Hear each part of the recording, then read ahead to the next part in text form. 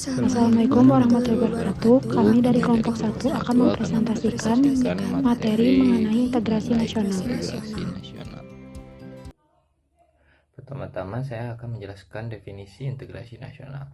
Integrasi nasional merupakan proses penyatuan berbagai elemen atau kelompok di suatu negara untuk membentuk ciri khas yang menyatukan bangsa.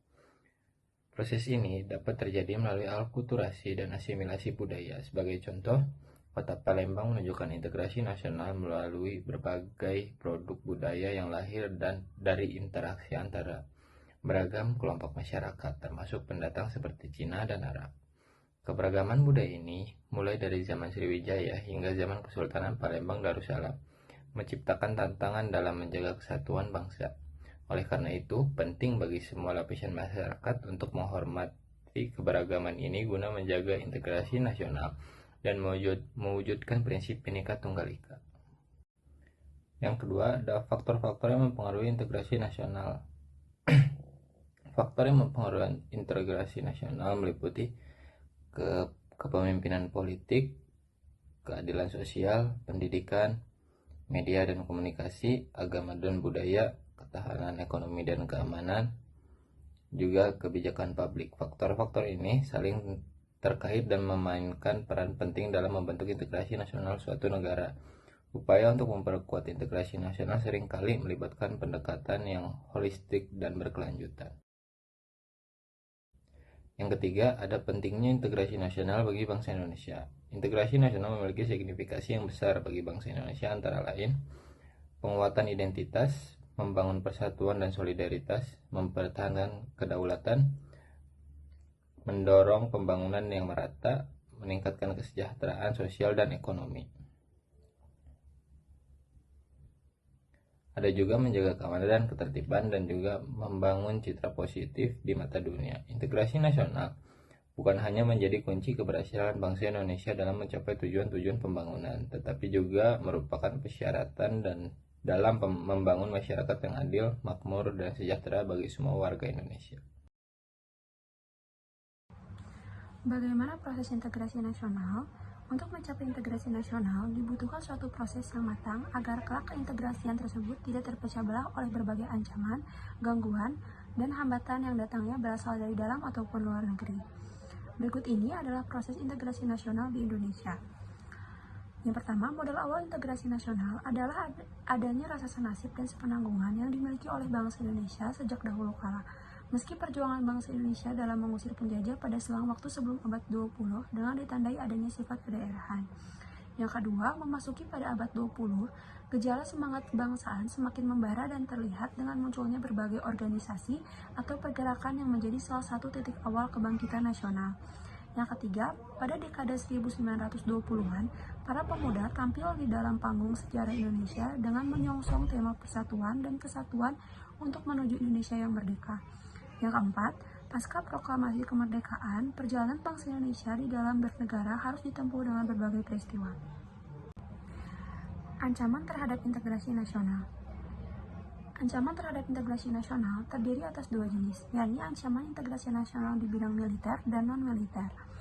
Untuk ancaman integrasi nasional di bidang militer, yaitu biasanya berkaitan dengan pertahanan dan keamanan suatu negara. Secara umum, bentuk ancaman integrasi nasional di bidang militer dapat dibedakan menjadi dua, yaitu ancaman militer dalam negeri. Contohnya, disintegrasi bangsa, yaitu ancaman integrasi nasional berupa gerakan separatis yang didasarkan pada sentimen kesukuan atau pemberontakan akibat ketidakpuasan daerah terhadap kebijakan pemerintahan pusat.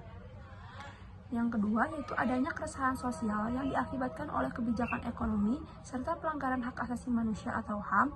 Keresahan ini berpotensi membuat kerusuhan massal pada skala yang besar.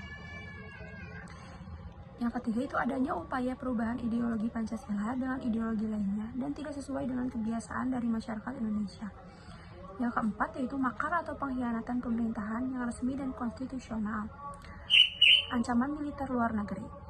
Contohnya yaitu pelanggaran terkait batas negara yang dilakukan oleh negara lain, adanya pemberontakan bersenjata yang dilakukan oleh negara lain, dan aksi teror terorisme internasional. Untuk ancaman non-militer, biasanya yaitu bentuk ancaman yang tidak melibatkan unsur persenjataan atau konfrontasi fisik. Contohnya yaitu kemajuan ilmu pengetahuan dan teknologi, ancaman berdimensi keselamatan umum, ancaman integrasi nasional di bidang ideologi, ancaman integrasi nasional di bidang sosial budaya, ancaman integrasi nasional di bidang ekonomi, dan ancaman integrasi nasional di bidang politik. Cara mengatasi integrasi nasional.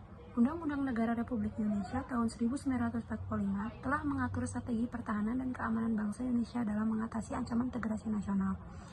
Pada pasal 30 ayat 1-5 Undang-Undang Negara Republik Indonesia tahun 1945 yang menyatakan bahwa yang pertama, tiap-tiap warga negara berhak dan wajib ikut serta dalam usaha pertahanan dan keamanan negara.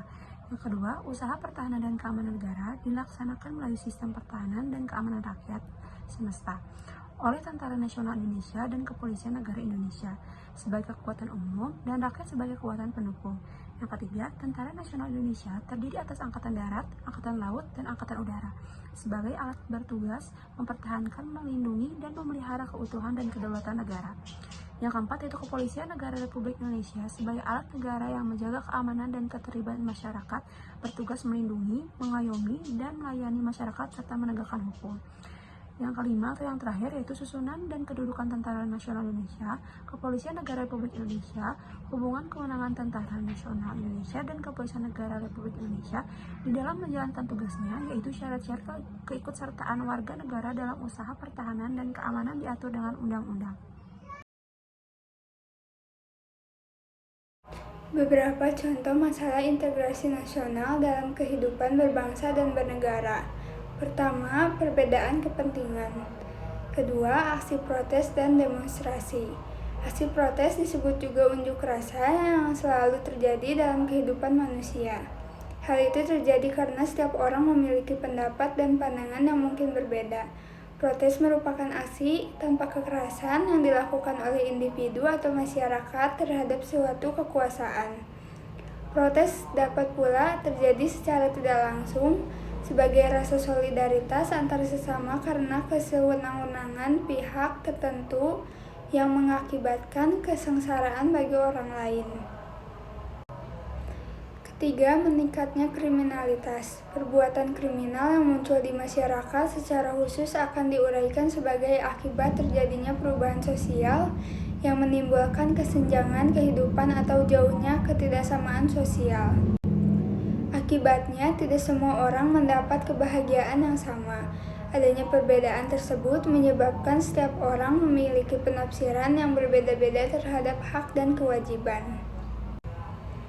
Keempat, kenakalan remaja. Kenakalan remaja disebut sebagai masalah sosial. Munculnya kenakalan remaja merupakan gejolak kehidupan yang disebabkan adanya perubahan sosial di masyarakat, seperti pergeseran fungsi keluarga karena kedua orang tua bekerja sehingga peranan pendidikan keluarga menjadi berkurang. Selain itu, pergeseran nilai dan norma masyarakat mengakibatkan berkembangnya sifat individualisme. Kesimpulan dan saran.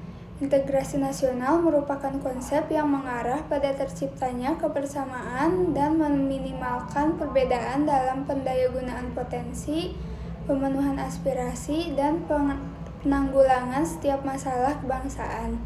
Integrasi nasional membutuhkan kebersamaan dan kompromi dalam pembuatan kebijakan pemerintahan dan pembangunan. Saran pertama, meningkatkan kemampuan sistem politik nasional dalam mengakomodasi aspirasi seluruh masyarakat. Kedua, memperkuat politik desentralisasi sebagai penguat integrasi nasional. Ketiga, memperhatikan kesadaran akan pentingnya memelihara eksistensi bangsa dari segala bentuk ancaman. Keempat, memperkuat landasan tetap kokoh keutuhan bangsa dan negara. Kelima, meningkatkan kualitas nasionalisme serta mendukung integrasi nasional sebagai bagian dari tujuan yang harus dicapai dan pembangunan karakter bangsa. Keenam, meningkatkan kebersamaan dan kompromi dalam pembuatan kebijakan pemerintahan dan pembangunan.